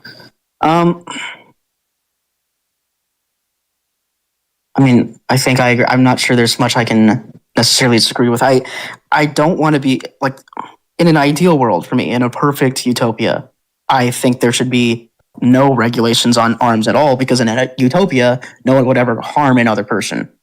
So no one would ever be in a position to harm someone. But I know we live in a society, right? So we live in a society, it's a meme, but there are certain things that we give up for living in a society, and I think those things are that if I want to have a firearm that is like concealable and ready to, it's something that people often use to hurt each other. Maybe I'm okay with doing a background check and having a little bit of licensing. I'm okay with my neighbor who is guilty of DV not being able to have a firearm because, and this was specifically added for DV, people who have been convicted of domestic violence are so many times higher, or so many how do I say this? They're much more likely to harm their spouse and kill their spouse. That's just an unfortunate fact. That's a tacitly emotional argument, TJ. That's a tacitly emotional argument. It's not about guns in general. Well, I think I'm a moral emotivist, so. Well, I think it's an absolute. If I was categorizing that argument, I don't mean to drill into you personally, but like saying that there's bad people in the world doesn't like change the fact that there's bad people generally. What I'm saying is the reason I think that I should give up certain things is because I live in society. That's why I think that there should be rules around owning guns. That's my point. I think you got quiet there. Just, I mean, if we can have that conversation more objectively, then like, I don't think me and me and anyone that I know would be happy to like have a conversation about guns. But I don't know if I was covering my mic there a little bit. That wasn't what I was intending to do. I don't think what I was saying was like there was some emotive parts of it, but I don't think what else, like solely emotive. I mean, there are certain specific reasons we write certain laws, such as the on the 4473. I was talking about a domestic violence offender who, like most people know, they have one of the higher rates of recidivism. And if we're talking about violence against women, like dollars to donuts, it's someone who's done it in the past, and the the penal system was not reformative. So I don't know how that's in any sense of the word emotive or not emotive.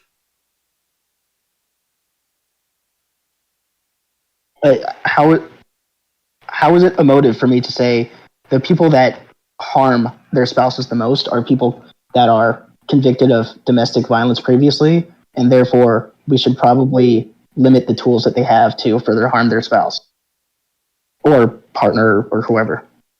I mean, it's worth pointing out that it's already illegal for that person to own a firearm in the United States of America. And for, even with the, furthest right wing, Second Amendment absolutes, of which I'm one of them, you don't really see a whole lot of pushback, occasionally a little bit, but you don't really see a lot of pushback against restricting a person who's like that from owning a firearm. You just don't see it. Generally speaking, that's something that everybody can get behind.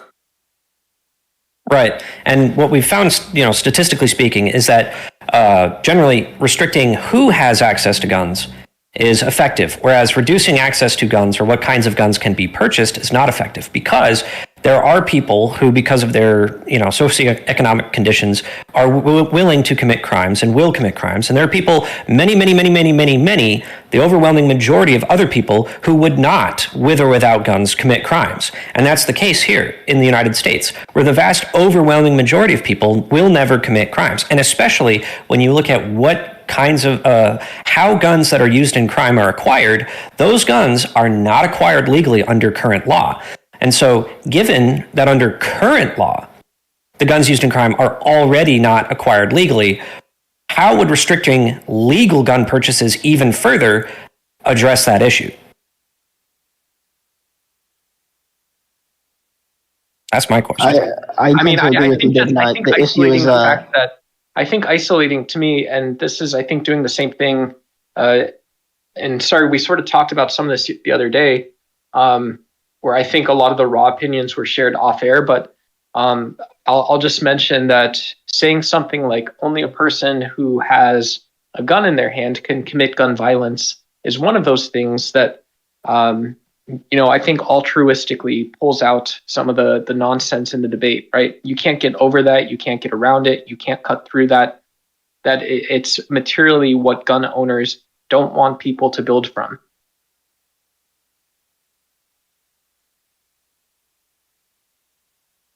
And it's sort of economic, right? Like, in sort of the more holistic use of the word economic.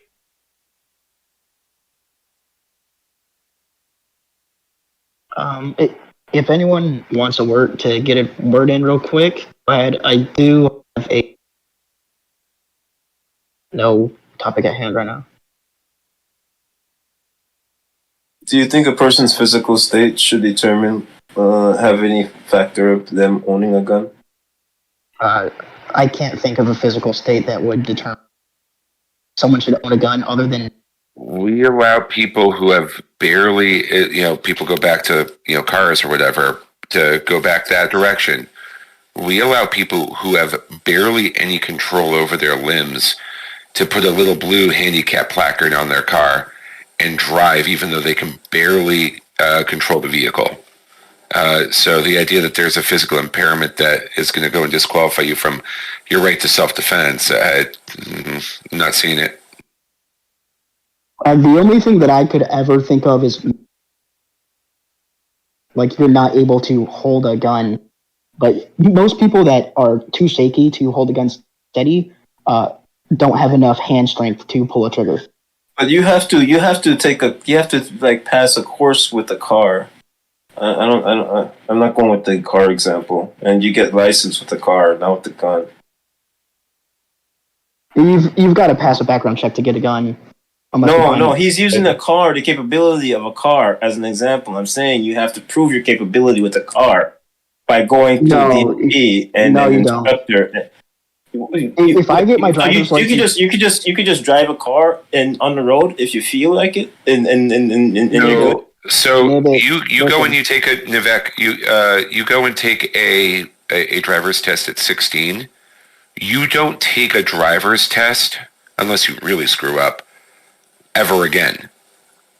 You could be 90, barely like with it, and not have to go and take another driver's test. Yeah, you don't have to get a new driver's license every time. You don't have to get a driver's license every few years. I think some states require you to renew your driver's license. I think they require you to do like a test or something. Every state makes you renew your driver's license, but I don't know if they make you do tests. I know in my state, I've never had to do an extra test. It's the most I can think of is I think you got to go and do the most very basic vision test, and it is a very basic vision test, and that's it. You're done. Okay, so like I know some states. Yeah, you gotta again, like if you don't for a certain time, you gotta go. You gotta start over. This seems like a good argument for requiring continued proficiency tests with vehicles and firearms throughout the life of the ownership. Wouldn't you agree? Thank you. Yes, that's just. I will just say that to me, like if we're having the same layer of conversation where we're talking about biological, intellectual grounding for both objections and whatever it is, like violations of, people say my personal safety, whatever they want, then yeah, hey, same, just let's be logically consistent about how this dangerous process is managed. By the way, I'm not entirely against these things. The issue is that I get people from the gun control, right? The people that want further restrictions, and they say, oh, should we add licenses? Should we implement some sort of registration that is technically legal? Should we do this? Look, if you guys want to implement licenses, write something up. Write something, and ask us about that. Not like, oh, in vagaries, the license could be as simple as, can you spell gun? Now, 50% of Americans would fail that, but would that be something is that what you want for a license? Obviously not. If your suggestion for a license is you have to have 20/20 vision, you have to shoot 50 rounds a week at a DNR range and get a specific grouping and always be better at the law than the cops, I'm obviously going to say no. So if we're going to do a license thing, start proposing some. And this isn't just for me. If you guys want some like common sense gun control and stuff, write something up. Get talking to people and see what's going to be effective and what people are going to be receptive to. Maybe the most effective stuff won't go through, but some of it can't. To be honest, CJ, I honestly don't think a lot of the things that I mentioned, people have a problem with it. I think that they're just sus. They're suspicious, and they're thinking like it's not going to stop here. Yeah, people don't have issues. Well, let's look at the current lexicon, the current paradigm that we are in with gun control. People keep yelling from the left that they want to go and restrict access to the quote unquote assault rifle, whatever the F that means, in order to stop gun deaths. Except for one problem. There's almost no deaths from long arms every year.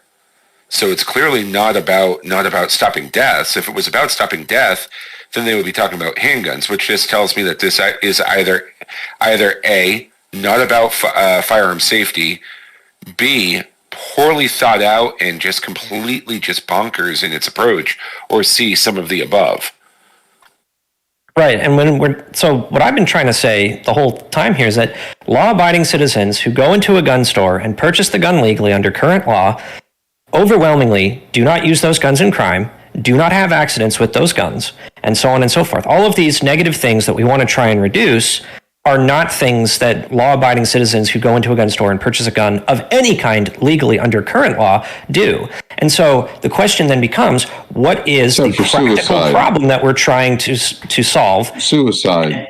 Okay, suicide is one thing, but if someone wants to take their own life, who are we to say no? However they want to do that. But that's another issue. And we can talk about reducing suicide and how, just like crime, like the criminogenic conditions are what create crime, not guns. Same with suicide. I don't know how you'd say suicidogenic or whatever. I would ask to clarify, basically we're having an excellent actuarial discussion. Are you an actuarially? I don't know what you mean by that. The actuarial profession is like being an accountant with steroids. It's in the insurance industry, it's understanding the statistical variances and probabilities of anything so that you can appropriately underwrite the bets that people are making with their lives. Yes, I would say that understanding the issue and its context and magnitude is the most important thing in being able to comprehend and discuss the issue. Yeah. Yeah, and when you have the loudest people on the left who are pushing the anti-firearm movement forward, talking about how we're going to go and save lives while not getting rid of handguns and getting rid of assault rifles, whatever that fucking term means, when they account for, I think it's less than 5% of firearm deaths, maybe it's 7%. 2.4. Is it 2.4? If you want to actually know what they're actually what is considered an assault rifle, you can ask an actuarial. I'm saying that the insurance industry has all the answers. Thank you. Sorry. We gotta be careful. That's the argument of gun owners. Is that if you spell it right, no one's going to question you. The numbers always make sense. So spell it right. Spell it twice. Spell it 5 times. Nate, hold on 1 second. So Coastal, it's 2.2% from 2015 on average, according to FBI statistics. And we can get into the assault rifle definition. This is actually one I have written down. But first, I want to get to Robin's proposal for some sort of licensing or gun control thing. Well, I gave it to you. I didn't want to spend a whole lot of time on it, but I wanted to address his thing about the AR-15s. I mean, the public response to that is just from what we see with Uvalde and the other school shootings. I mean, it's a very emotional, and it may not account for nowhere near the amount of lives lost, but it's very hard to watch. Like, okay, at Uvalde, that boy turned 18 years old. He had a record as a juvenile. He turned 18, his record's cleaned off. He walks down to the gun store, he purchases 2 AR-15s and a couple thousand rounds of ammunition on credit even. When he died, he owed for those guns still. He had not even paid for them. He was giving those guns on credit. And it's that right there is senseless to most of the public, just completely senseless. And then we get like I said, I'm a gun owner, but then we hear the good guy with a gun thing and we watch the failure of all of those officers at Uvalde to do anything while they listen to that guy shoot children. And it is causing our children to have to go to school, and instead of doing tornado drills, they're doing active shooter drills. It is traumatizing to every child in school when it happens. And it's like, I understand what you're saying about the data on the percentages and everything, but it is having a bigger effect on our society than just those 2% people that die. It's causing, and it causes major trauma for every person who's watching it and feeling helpless because we can't even seem to get laws that will prevent a 19-year-old boy, 18-year-old boy from going and buying an AR-15 on credit. Yeah, Does that make any sense? Yeah, with school shootings, I absolutely agree that the problem primarily is the fear and the fear mongering that the media does and sensationalizing it and blasting it in people's ears and eyes. And so that they feel like when people thought after 9/11 that terrorism was a leading cause of death in America, people now think that school shootings are a leading cause of death in America, despite the fact that active shooter events in schools kill on average only 8 people a year from K through 12 all the way up through college. That's every level of education. Only 8 people a year, with the exception of 4 events in the last 40 years that killed, more than that. There was, I guess there was Virginia Tech, but there was like Columbine, Uvalde, Parkland, and Sandy Hook. That's it in the entire history of America. That's it. Right. And so the problem of school shootings is vastly overstated. And so people are living in fear when in fact the reality is that they are extraordinarily unlikely to be killed by a mass shooting of any kind, in school, out of school, whatever. One more bit of additional, I guess, too. Most mass shootings are done with pistols, not rifles. Correct. And yet banning handguns is not the conversation. Banning the assault rifle, again, whatever the F that term actually means. The equalizer between you and the government is the conversation. So, of course, I do want to add one more piece of information. I was hoping to finish a statement, but okay. But it was only because I wanted to finish this before your point. So there's 300, on average, there's like 314 rifle deaths between 2015 and 2019, according to the FBI. I'm going to use 350. There's approximately 20 million AR-15s in the U.S. There's probably a lot more, and there's a lot more semi-automatic firearms. 350 over 200 million, or over 20 million, times 100 gives you the percentage of ARs used to kill someone. That is 0.00175% of ARs. And that's using the worst numbers to represent the number of semi-automatic / assault weapons in the US, and a higher number than the average number of rifle deaths. Everyone understands that, though, right? Nobody's arguing against. I don't know that that's the case, Nivek, because at the end of the day, again, we always get dragged back to driving. Everything is about risk analysis and the actual chance of risk. And don't tell me that it isn't.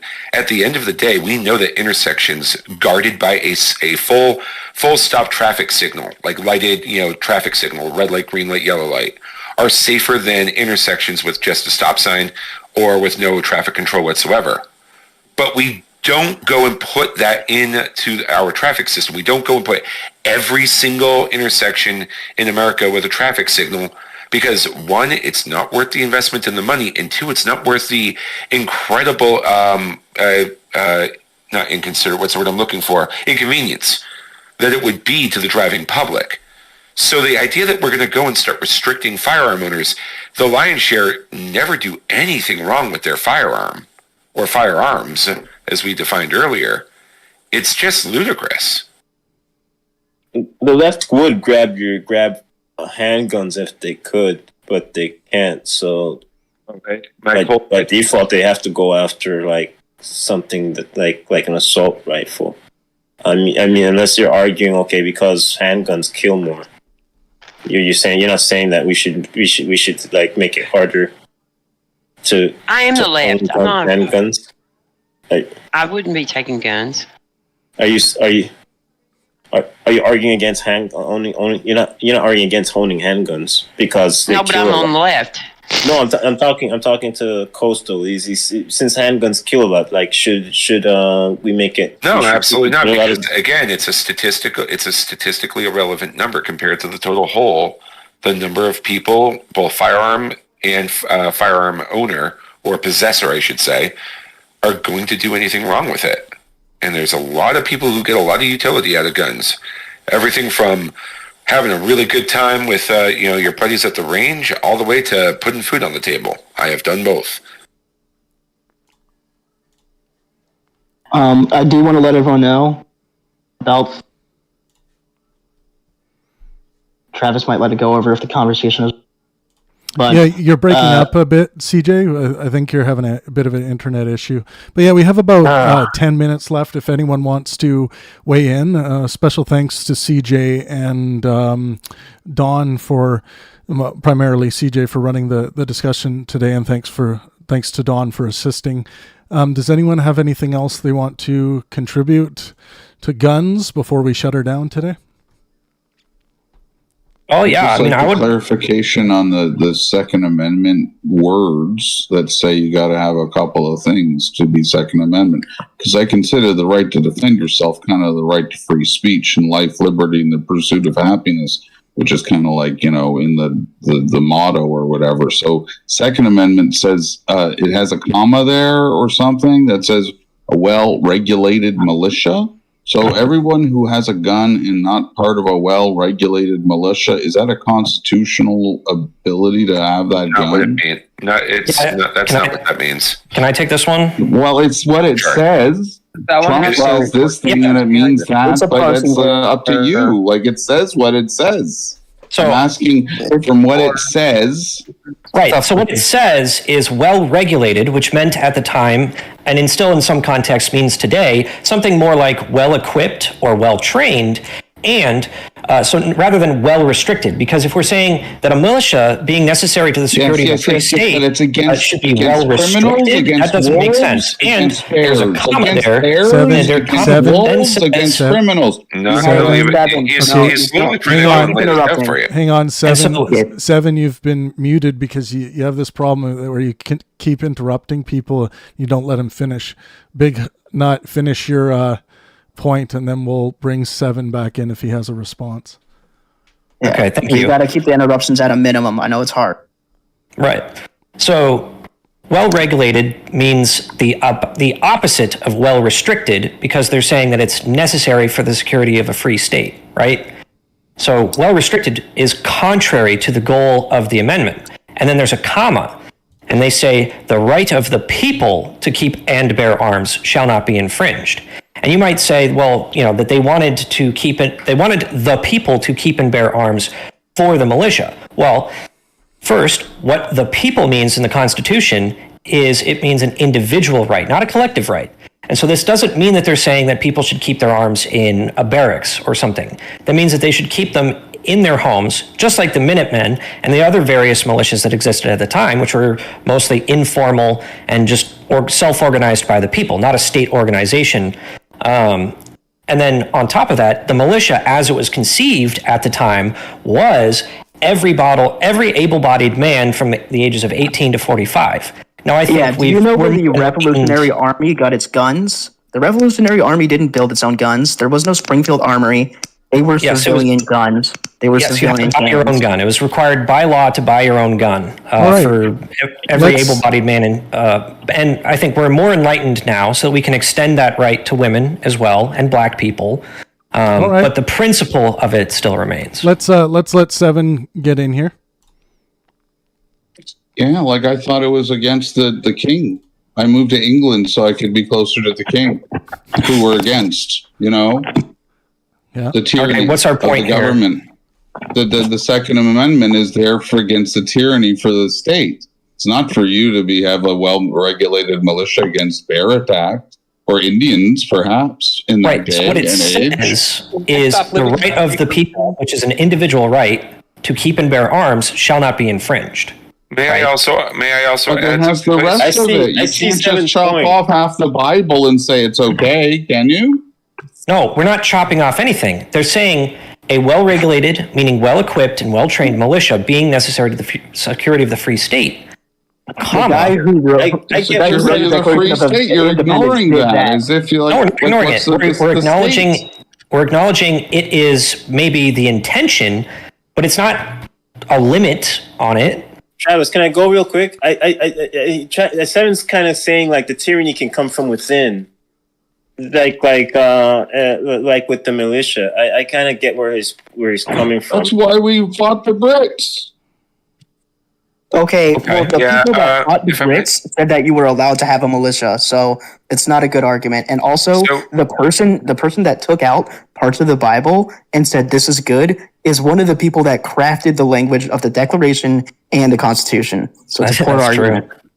No, Yeah, but I'm speaking and of we a also- we different. can I'm also speaking. go- Wait. You have I'm that. trying to get a word But in, buddy. many people have many different things that I'm not speaking to that one. Perhaps you are, but I'm speaking to the post-Christians who say that the Old Testament is what they prefer.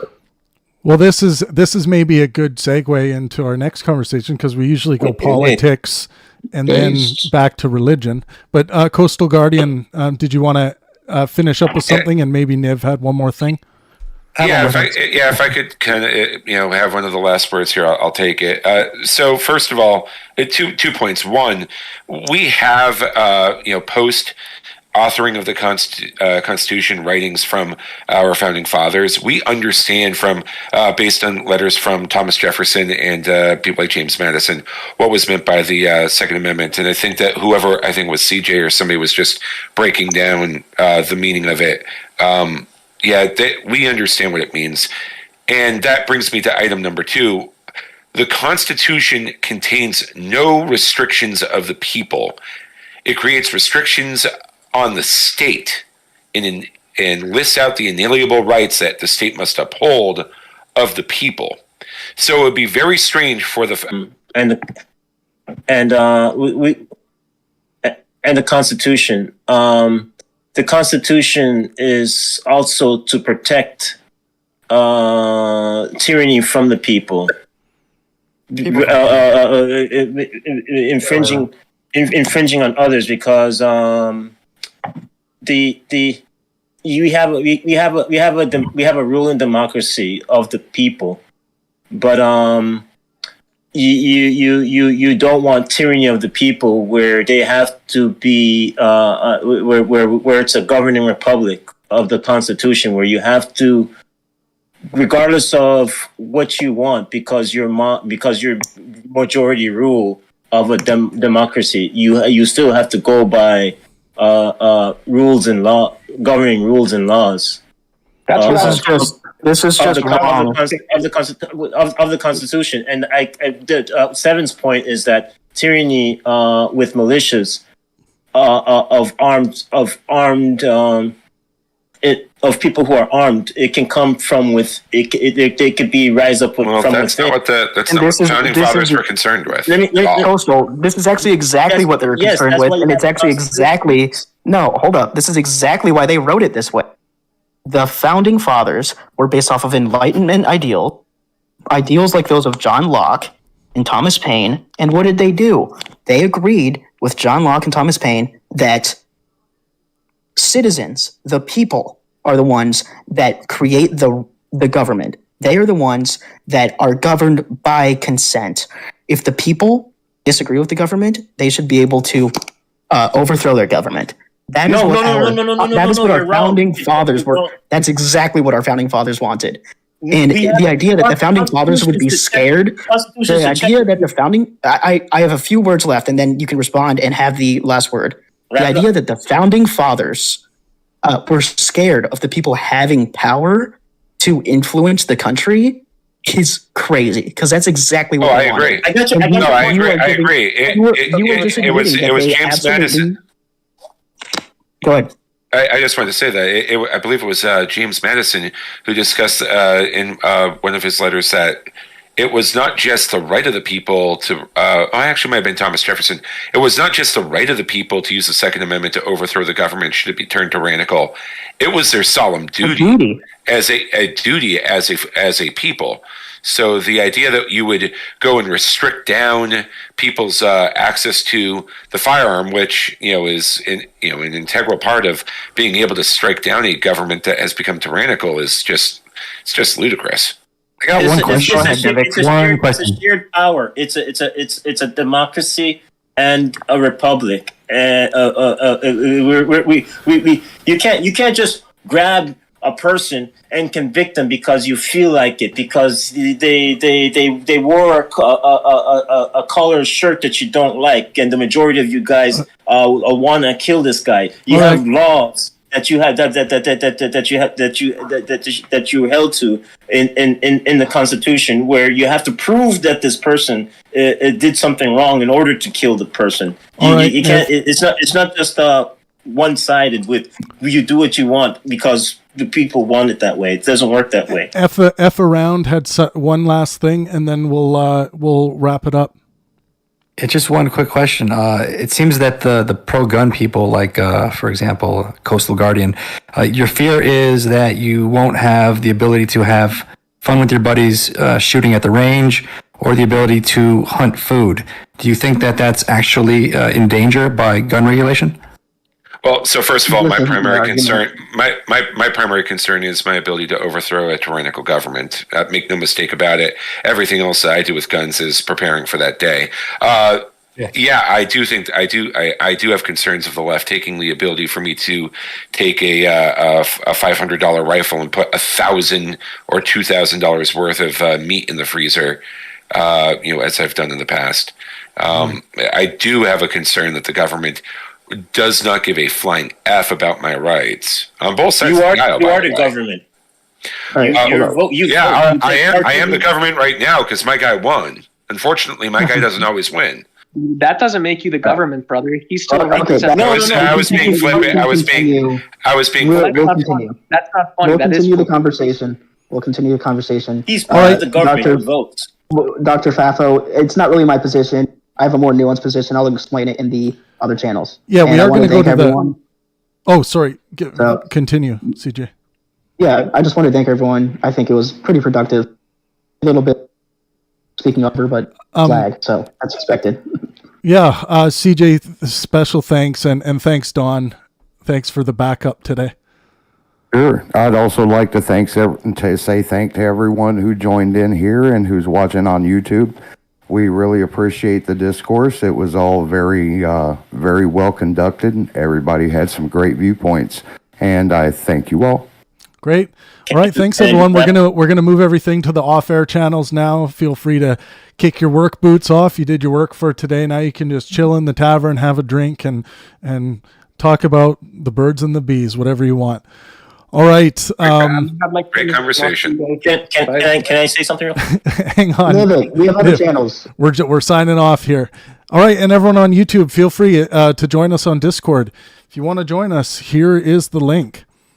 We're going to be the next show will be a religious topic, so we'll get into the atheist versus theist debates again. So be sure to join us for that.